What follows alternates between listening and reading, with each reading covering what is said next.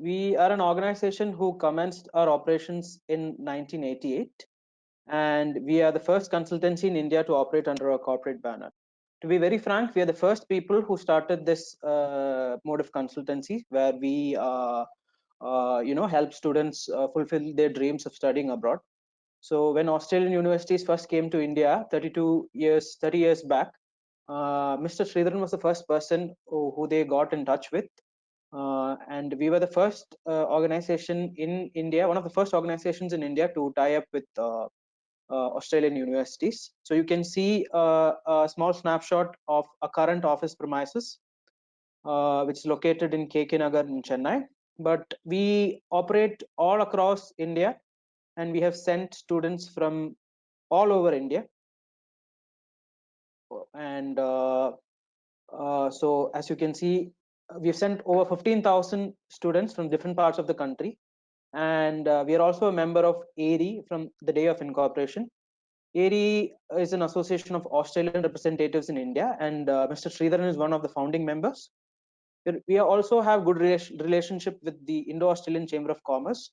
So we get frequent update on industry and business updates happening in Australia, and they do approach for tie-ups whenever needed. So our biggest advantage is that we have 32 years of professional industry experience. We were here first, guys.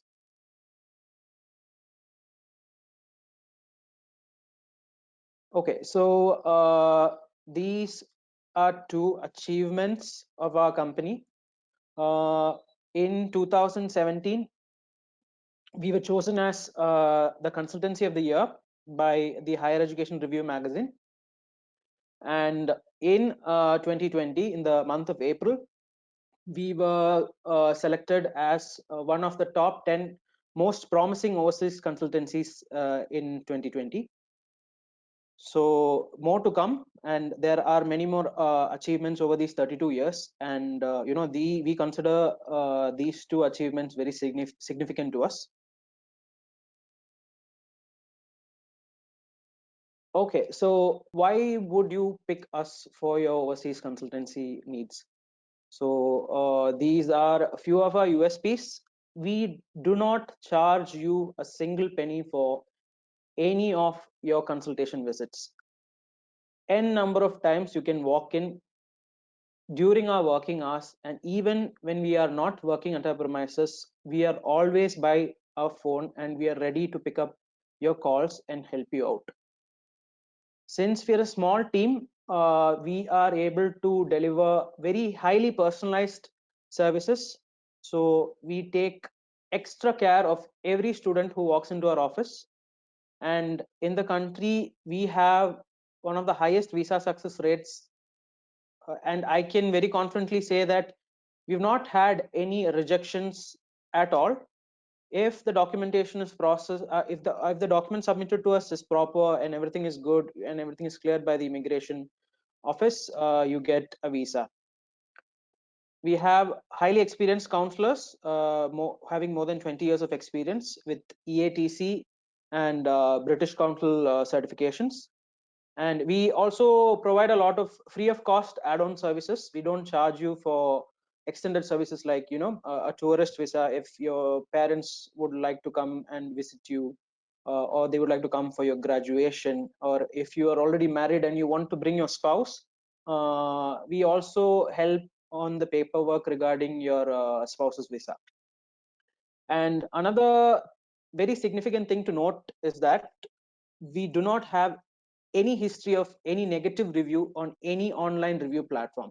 So you can Google us, you can search on Just Dial, you can look at Facebook, you can look at any review platform. You will never see a negative review about us, and we've got only 5-star ratings. And if you go through the reviews, you can understand that all reviews were given from the heart, and they're 100% genuine. And we are extremely grateful to the students and their parents who have rated us. So what sort of services do we provide? I mean, to be very to be very frank, we provide the same services most of the educational consultancies provide, and we do have a couple of add-on services. We help you with your counseling. So as soon as a student walks into the office, we collect your background information, your interest, and then you are guided by one of our highly experienced counselors. Then once you have decided on the university or the country which you want to pick, or which you want to go to, we help you with the application and acceptance of the offer. Then we go to the visa process, and before that, when you go for the visa process, most 100% requirement is that you show the funding or finance which is required for your educational purposes. So then we are tied up with HDFC Credila, and they give you a very hassle-free experience when it comes to arranging your loan.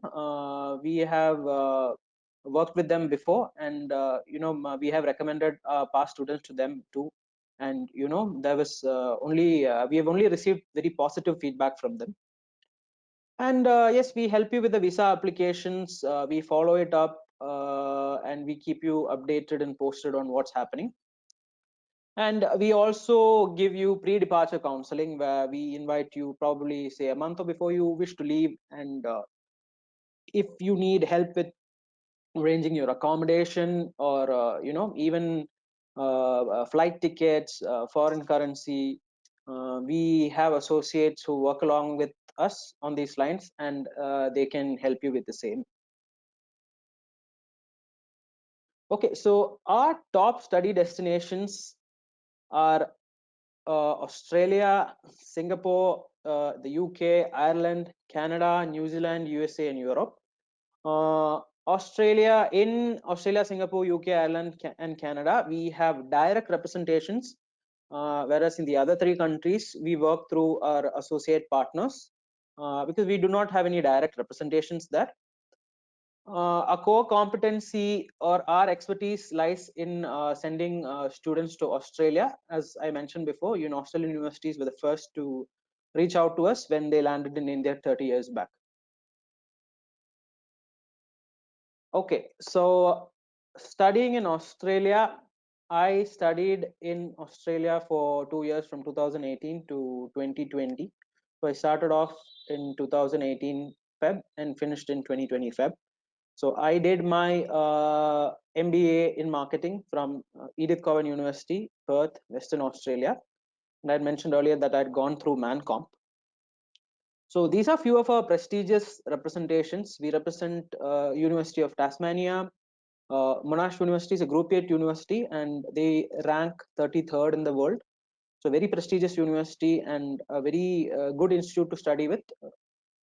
Then we work with La Trobe University and University of Sunshine Coast in Brisbane. We represent a lot of other universities, but these are our prestigious representations. Okay, so why would you want to study in Australia? So Australia is the home to the third highest number of international students in the world. Number one is the United States of America, followed by UK, and number three is Australia. And it has 7 of the top 100 universities in the world. So just like how you have Ivy League colleges, in Australia, it's called G8, or the Group of 8 institutes. So Monash University, as I mentioned earlier, is one of those universities, and we partner with other universities as well. Australia has 5 of the best 30 livable cities in the world for students in terms of job prospects, residency, affordability, cost of living, affordability of tuition fees, cost of living. So these factors were considered when picking Australia up for this criteria. And over 200 million, this amount has increased. So this data is from a couple of years back. Every year, since the inflow of international students increase, a lot of money is set aside, or has been given by the government as scholarships for international students every year. and if you fulfill a certain criteria, you are eligible to apply for a scholarship, and you do get a deduction in your tuition fee. Then the teaching standards are extremely high, so you can take my word for this, as I've experienced this personally.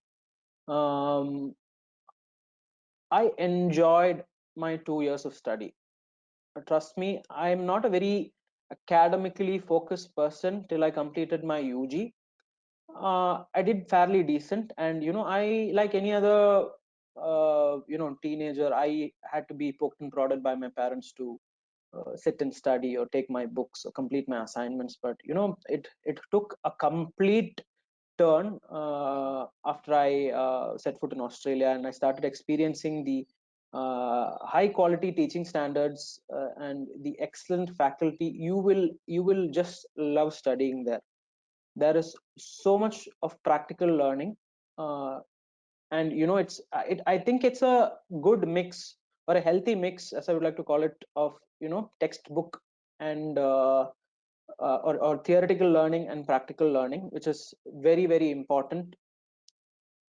Then you can get post study work opportunities, because if you do a 2-year course in Australia, you are eligible for a visa, which is called a visa subclass 485, which is a temporary graduate visa, or a temporary residency, TR as we call it. So once you complete your course, you can change your student visa to a temporary residency. You also get permanent residency opportunities. So let me be very clear with you when I mention opportunities here. So I do not 100% guarantee you that you will get a PR, because predominantly the aim of most of the students who move from India for their higher studies is to get a PR. So I will tell you one thing: it is not easy, it is not tough. It highly depends on you. It completely depends on you. The opportunity is there, you need to seize it. You need to network, you need to build contacts, you need to understand how the whole PR structure functions. You will have to do your groundwork, you need to do your homework, and there will be a lot of people. There'll be a lot of people along the way to guide you in the right direction as well as the wrong direction as well. So if you ask me what you must do, best thing to do is check out the Department of Home Affairs website and go to immigration, and then understand what is the whole procedure to get a permanent residency in Australia. So your job has to be in the skill occupation list, which is SOL, or you can also be sponsored by your employer, even if your job is not there in the SOL list. I had the opportunity to get a PR. My employer very kindly offered to do the same, but for my personal reasons, I had to come back to India. My MBA degree did not fall into the SOL list. So I was very fortunate that my employer, on seeing me work, he wanted to sponsor my temporary residency. Sorry, my permanent residency. TR is by default. You just need to apply for it with the whatever documentation is required, and you just get it in 1 or 2 months. So that is one thing to do. Do the search by yourself. Or another thing I would highly recommend is going to a migration agent, and preferably an Australian migration agent, because again there are a lot of people, a lot of migration agents who can give you the wrong information as well. So we don't want that happening. So always go to a certified licensed migration agent. Even you can also visit a migration agent in India. And this is not our forte, so I cannot speak much regarding permanent residency. Our core competency is just higher education. So we do work with a couple of our associates who are experts in the field of migration. So at the end of the session, if any of you are interested, please do drop a message, and I can share the details. Again, part-time work opportunities. Again, I'm using the word opportunities. You are allowed to work 40 hours a fortnight, and for this you will have to take a tax file number or a TFN number as soon as you land in Australia. So this will usually be guided by the bank you decide to bank with. They'll help you out with it. And see, the sole purpose of going to any country or any overseas destination is to study. I have seen a lot of my friends fall into the money trap, because I'll be very frank with you, you can make good money by doing part-time jobs. And a lot of my friends crossed this threshold of 40 hours, and they fell into that trap. And a few of my friends were deported, because you are not supposed to work 1 hour more than that 40 hours during during a fortnight. I mean, there are a lot of people who will say you work for cash, so that you can throw sand over the eyes of the authorities. But trust me, these people are smart. They will easily find out if you're working more than 40 hours, and if they find out, you will be deported back to your country, and you cannot come back to Australia for 3 years, and it is a permanent black mark in your record. So always understand that the sole purpose for going there is to study. And definitely you can make up your living expenses, your rent, your food, your travel, just by doing a part-time job. Part-time jobs can be found through networking. We can help you by connecting you with previous students. The students who we have sent past in these many years are extremely kind. So they have faced all these problems, and right now they're well equipped with solutions to help out any future students who wish to move to any country. And as I mentioned earlier, practical exposure is another major reason to consider the land down under. So since Australia's located in the southern hemisphere at the bottom, so a nickname for Australia is known as the land down under. So what are the most sought courses in Australia? So number one, I would say, is engineering. You have a lot of beautiful engineering programs for your undergraduate and postgraduate requirements. You have a lot of business courses, business degrees, both UG and PG, MBAs, masters in economics, masters in marketing. So I don't want to keep on going, because it will bore you. And I'm not an education counselor, so it is better you hear from our counselors on what courses and what are the units pertaining to each course. Nursing is yet another course which is sought by a lot of students, especially from Punjab and Kerala. So we have a lot of nurses from these two states. I mean, a lot of people go to do their undergraduate. A lot of people, they would have done their BSc nursing in India, and then they would move to Australia to do a health-related course. Not only nursing. So there are a lot of health-related courses. So we very well know how dedicated and how important are frontline workers, who include these health workers and nurses, who have helped us a lot. And know they have put their life at risk fighting this COVID-19 pandemic. So I would like to take this moment to appreciate the efforts put in by all healthcare workers all over the world. And another course is analytics, business analytics, data analytics, statistical analytics. All these courses, have great demand and great scope in Australia. So what's the course of action? What do you do? So you submit an application. We help you with the application process. Some universities charge an application fee, and that has to be shelled out from your pocket through your credit card. If you don't have a credit card, we will do it for you. And if you are going through us, we can reimburse that also. So even the application cost can be borne by us. Then you get the offer letter with a conditional offer, which says that you need to fulfill certain requirements, which will be mostly the completion of an English language test like PTE, IELTS, Duolingo, and all that. Then you need to remit your first semester fee with the student OSHC, which is the Overseas Health Cover for a Student. So we help you pick that as well, or you can feel free to pick that because you have a lot of insurance providers out there. We are also tied up with a couple of healthcare providers, so but it's completely up to you who to choose. You can take our recommendations, or you can just pick one for yourself. So then you get something called a COE, which is a confirmation of enrollment. So this is the most important document required for your visa procedure.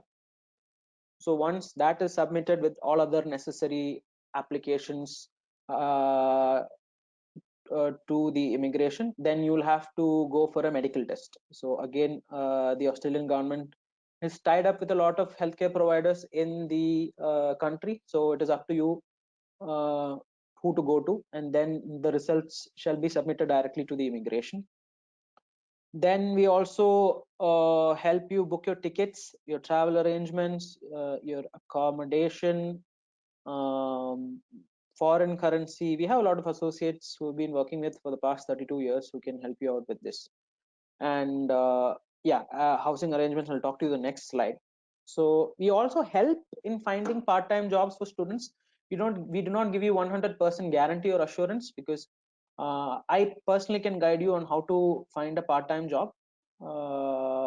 And doing a part-time job is a great experience, and not necessarily that you'll land up in a white collared job right at the beginning.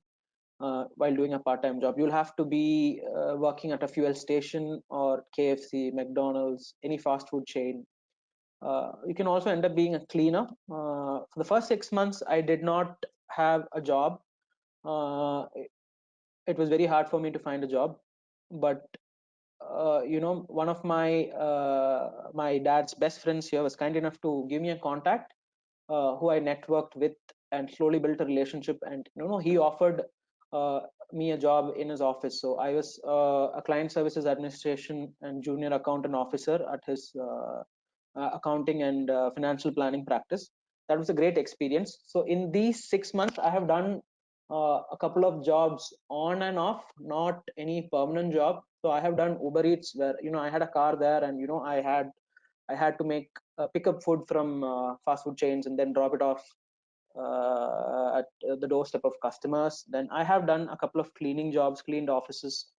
So it was all an experience. So one thing I learned from this was that every job has its own dignity, and you should respect people, irrespective of you should respect the people, respect the person in front of you for the human being is, and not for the title or the job he does. So this was a great lesson to me. We also help you with the accommodation. So we are tied up with urbanist student accommodations in Australia. So they have acquired a lot of properties in Australia, and they provide accommodation, not on campus, but very close to the campus, probably in a 2 to 3 kilometer radius, where you can just bike down, or take the public transport, or even if you have a car, you can just take it. When it comes to finding a car, that is something, or a vehicle, a used vehicle, that's something where we come, that's some place where we come in. I can personally help you there, so I can guide you on how to buy a car. I have friends in Australia who can do the same, guide you if you want someone there to come along with you to pick up a vehicle for yourself. So you'll be requiring a vehicle only if you're choosing a city like Perth, because I stayed in Perth, and the public transportation, to be very frank, is not very great there. Otherwise, if it's Melbourne, Sydney, the buses and trains and trams are just excellent. I mean, beautiful connectivity. So only if Perth, you'll be requiring a car. And sometimes, I mean, it's an added advantage when you're doing a part-time job, and the first thing they ask you when you walk in is, do you have a car? So it's really helpful if you have a car as well, but it's a complete personal preference, up to you. So the next institute or the next country I would like to talk about is Singapore. And we deal with one major college there, or we represent one major college there, and it's known as the La Salle College of the Arts, a brilliant arts college. So let's move on forward. So if you ask me why to study in Singapore, it's a cosmopolitan and multicultural city. If you have visited Bangalore in South India and Karnataka, a multicultural place where you have people from all over India. Similarly, in Singapore, you have people from all over the world, and there are a lot of Indians, and we bear a close cultural resemblance to, and the country of Singapore bears a close cultural resemblance to India, and they are an English speaking nation, and one of their second most spoken languages is the language of Tamil. You have a very safe environment there. None of our students who we've sent in the past, I mean, we send students who are barely majors. I mean, 16, 17 years. Once they've completed their some when they've completed their 10th, some when they've completed their 12th. So even if you're a minor, it is very safe. I mean, parents might be worried regarding the safety of sending their wards to a country like Singapore, but it's an extremely safe place to be, and the quality of life is extremely great. Singapore is a major travel hub. It's a hop, stop, and a jump away from a lot of South Asian cities, and especially from Australia. Singapore receives a lot of investment from Australia, and Singapore invests a lot in Australia as well. They have such a great, excellent geographic location that they are a global logistics hub. So any movement to Europe or to India or to the west side of the world, it all goes through Singapore. So they're a very well connected city. Public transportation is awesome. The food is really good and it is affordable, and it's just a great place to be. So what are the most short courses in Singapore? We have fashion, filmmaking, drama, design, which comes to it can be interior design, graphic design, animation, uh, any design related courses. Then you also have business courses, but business courses are not there in La Salle, but they are there in PSB Academy, another institute we represent with. Since we predominantly deal with this arts college, so we do a very aggressive promotion of these courses. So if you are interested in doing your fashion studies or design, and if you want to study dance, music, filmmaking, it is one of the best colleges in South Asia, and we have sent a lot of students, and many of them have secured job opportunities with reputed concerns in the world. So what's going to be a path of action to get admitted into La Salle? So then you will have to submit an application with a portfolio. So portfolio consists of the work you have done. If you're applying for a dance related course, you will have to submit a few of your dance performances. If it is your interior design, any interior design work you've done before, music, any musical recordings you've done. So a lot of assessment. I mean, La Salle is pretty strict when it comes to selecting their students, so they're very picky. So if you submit a good portfolio, you have a very high chance of being given an offer letter from there. After that, you'll also have a Skype interview, just a basic interaction with the admissions team, so that they can get to know more about you. And then it's just the usual, where you accept the offer, you pay the fees, and then we do the visa procedure. So all these stages are taken care of by our team, and you don't have to worry about it. You just have to pack your bags and leave when the time has come. Okay, so let's proceed to the next country, which is Canada. So a few of the universities we represent: Selkirk College, Cape Breton University, Nipissing University, and we represent a lot of universities from Canada, where we do not have any direct representations. We have partners who we work with very closely. So why would you want to study in Canada? So one of the major reasons is the affordability. Education is extremely affordable there. I mean, the tuition fee is the cheapest when it comes to receiving quality education. So let me be clear, there may be other countries which are cheaper than Canada to study, but you will not receive the same quality of education. So if you are looking for a very decent quality of education, and you want to pay less, Canada falls into that category. Again, a very multicultural society, a good mix of people from all over the world. Again, a presence of a lot of Indians, a very healthy and safe community to be in. I mean, the students we have sent to Canada, they're extremely happy. Only one thing they've complained about is the extreme climatic condition there, where sometimes temperature drops to -20, -30 and all. But otherwise they're very happy and they're safe, and you don't feel threatened being anywhere. You also get a lot of part-time work opportunities, just like in Australia, but again, you need to get in there and search. Then again, while you are doing your study, there is a possibility you might even get a paid internship, so that will look good on your resume.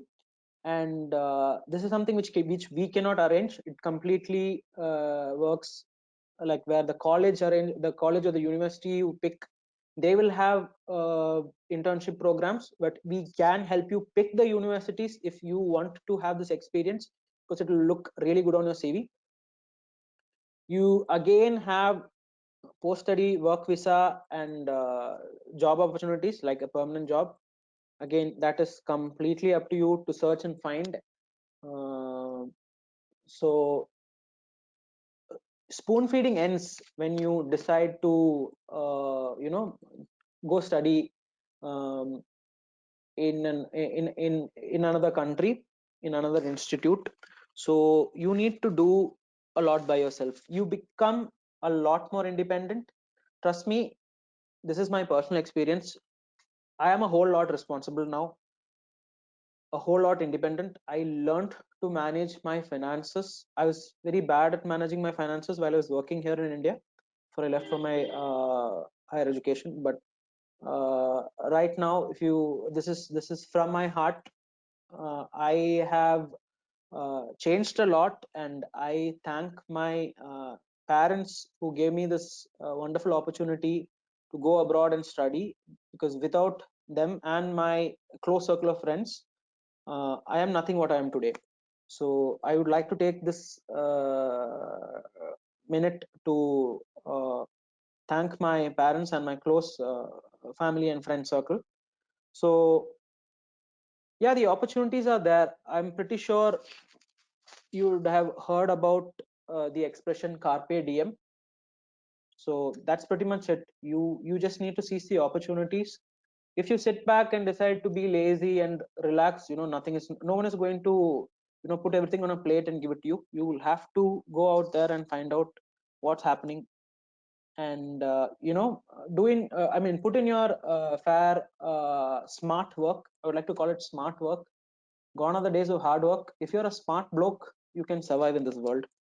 So yeah, moving on. Permanent residency opportunities are brilliant in Canada because they have a pilot program. Again, always better to approach a migration agent for this, because they are very well versed. But one thing I can guarantee is that uh, it is more possible to get a PR in Canada than in Australia. I mean, the process is fairly easier when compared to Australia, because the Canadian government wants a lot of people to migrate to Canada, and there are a lot of opportunities there. So what are the most sought courses in Canada? So the most sought courses are nursing. Again, a lot of people go for nursing and healthcare related courses in Canada. You have a field called geriatry, where you can specialize in, and then you can become a licensed professional there. A lot of people use this opportunity, nursing opportunity, to get their permanent residency there. You also have business and finance courses. Then you have engineering courses. Then you have a lot of analytics related courses as well. But mostly, if you ask me, students go for business related courses and nursing. So what's the plan of action here? It's same and simple like as if before. You submit the application. Almost all Canadian colleges require you to pay an application fee. Same, you can pay it, or if you want us to pay it, we can do it. And if your application is successful, we'll reimburse it to you. Then you accept the offer, remittance of fee and living costs. So you need to show your living expenses, which is I think around 10,000 Canadian dollars a year, in a bank there, before you apply for your visa.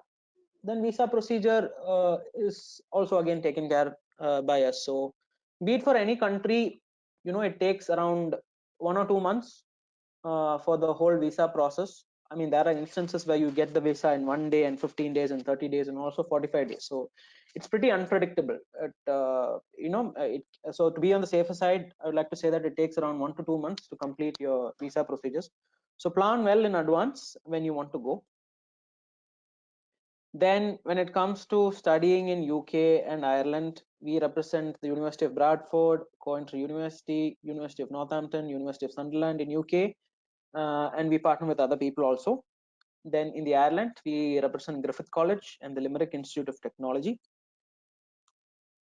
So if you ask me why to pick UK or Ireland, so let me start with Ireland first. It's a very friendly and safe country, and you have a lot of courses to choose from, and their degrees are recognized internationally quite well. And they are people who focus on educational excellence, and they have a very innovative and creative culture.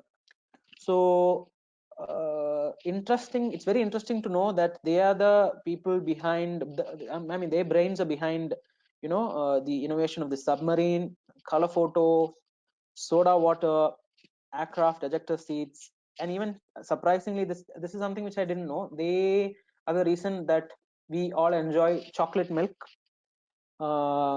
This is very interesting to know. They also have discovered a treatment for leprosy, and they only invented the portable defibrillator. You have a presence of lot of leading MNCs here. So Ireland is like the hub for telecommunication and social media companies. A lot of big giants like Facebook, I mean, I know Instagram is owned by Facebook, so Facebook, Google, and telecommunication companies like Vodafone, IT companies like HP, and a couple of pharma companies also exist. So around 1,000 global MNCs are present in Ireland, and the job opportunities are great. Ireland also gives you a 2-year post-study stay-back option. So moving on to the United Kingdom, they have 4 of the top universities, 6 universities in the world are in UK, and their courses are more shorter. So if you're looking for a course which you can complete quickly, say within a span of 1 or 1.5 years time, UK is the place to be.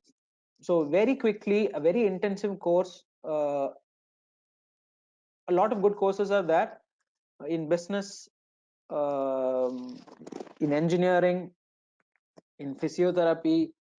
A lot of people choose UK because they want to complete their education fast. So you have a lot of UK is a place which offers a lot of 1-year courses. They offer a lot of diplomas. They have hundreds of years of educational experience and world-class academic facilities. They are the home to the the home to the second most largest number of international students in the world after US. You also have a lot of as I said, you have a lot of institutes to choose from. They have a lot of good colleges and institutes. And you also have part-time work opportunities, just similar to Australia. You can work for 40 hours during your study period, but during your vacation time there is no restriction. You can go crazy. I mean, you can work full time, 38 to 40 hours in just a week. And UK has also very recently introduced their stay back program because they want a lot of people to stay back.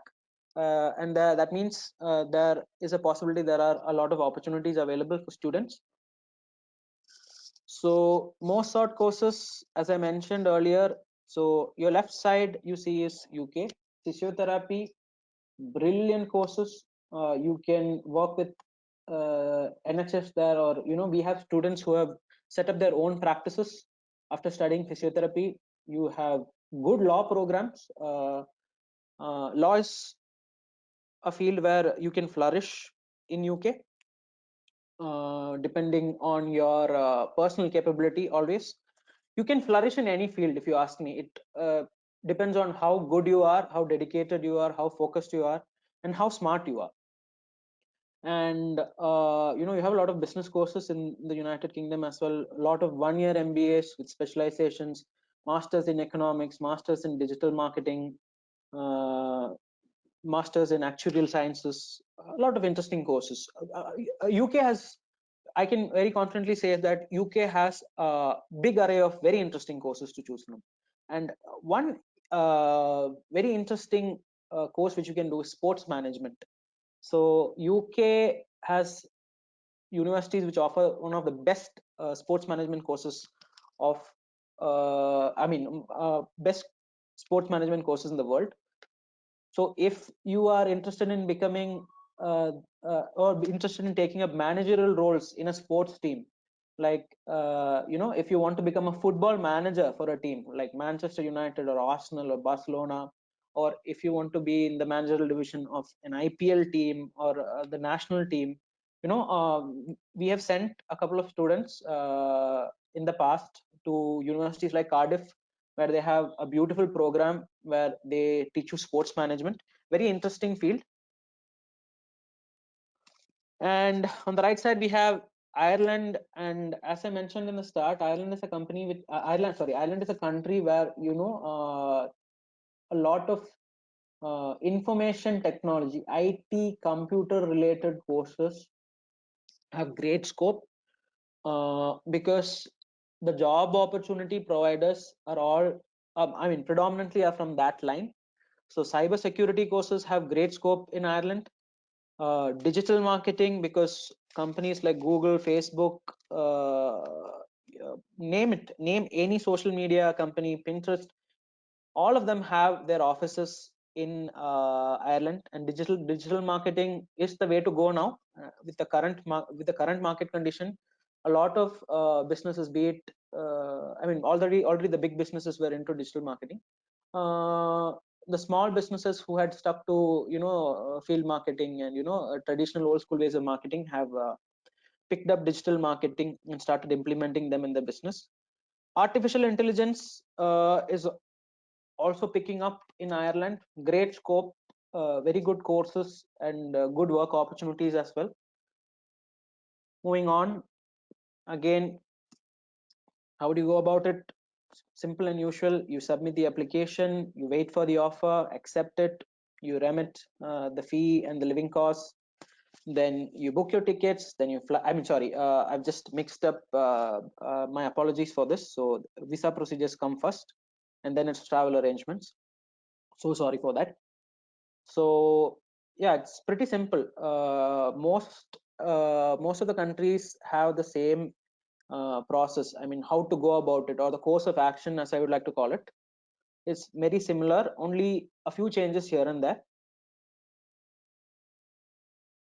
So now I would like to tell you about the intakes, or what time during what times of the year universities start their courses.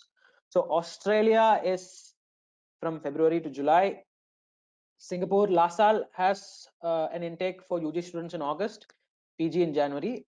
Other universities have a September intake, a November intake. Canada universities offer classes from September or January and also May. For UK and Ireland, it's mostly September, and a few universities offer in January as well. So I've also picked up a cost comparison table for you from one of our associate partners who is Apply Board. So you can see that I was mentioning about Canada to you. So they come last in terms of costing of both your living expenses and your tuition fee put together, and their quality of education rank is 4. So that's great. Australia is the most expensive to study, but again, quality comes at a cost. People say different schools of thought are there. The quality of education rank is 3. UK is in between. UK and Ireland and between. UK and Ireland, the tuition fees and living cost come up to the same. Ireland maybe a little more less. It also depends on the place you pick to live in Ireland or UK. Because if you're going to live in London, it's going to be expensive, and if you're going to live in Dublin, it's going to be expensive as well. So what our students do is they pick a suburb which is in the outer areas, so that the cost of living is much lesser. So the entry requirement needed for applying to any country for a UG, your UG or PG score needs to be, or your plus 2 score. So if you're applying for plus 2, so PG, I mentioned PG because you can also apply for a PhD. We also help students pursue their doctorate dreams also in countries like Australia. So we've sent quite a number of students. So around 55 to 60%. Top universities may ask for 70% or more, depending on what course you're applying to, and some Australian universities, even the Group 8 universities, ask only 65. But for some courses, the requirement might be more. So you need to write your IELTS examination. It's a fairly simple English test. So for UG courses, you need an overall score of more than 6 and no band less than 5.5. PG requires an overall score of 6.5 and no band less than 6. So thank you so much for listening to me.